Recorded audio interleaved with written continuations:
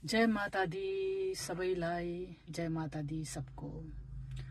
यो अन्तिम दिन 2025 वर्षको म यही भन्न चाहन्छु कि सबै जुन पनि मनमुटावहरू छ, जुन पनि अब मनमा त्यस्तो भावना अरूप्रतिको नेगेटिभ छ भने सबै चाहिँ लेट इट गो गर्नुहोस्, सबै जान दिनुहोस्, क्षमा गरिदिनुहोस् र आफूलाई पनि क्षमा गर्नुहोस् कि आफूबाट केही त्यस्तो केही गल्तीहरू भएको छ भने।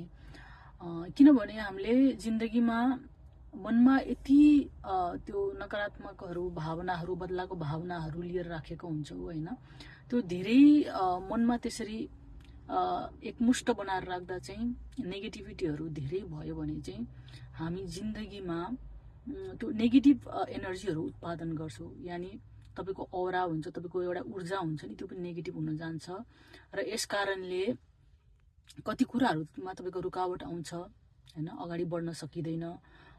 कति मान्छेलाई थाहा छैन कि हाम्रो सोच नेगेटिभ हुँदा पनि त्यसले हाम्रो जीवनमा जुन चाहिँ रफ्तारसँग चल्नुपर्ने जिन्दगी पनि त्यो स्लो डाउन हुन जान्छ।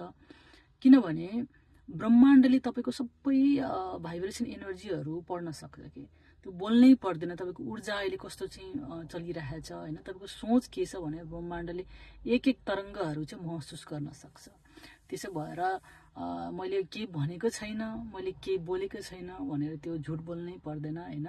तपाईको मनको भाव, तपाईको ऊर्जाहरू ब्रह्माण्डले पढिसकेको हुन्छ र त्यही अनुसारको तपाईलाई रिजल्ट मिल्छ, त्यही अनुसारको तपाईलाई फल मिल्छ।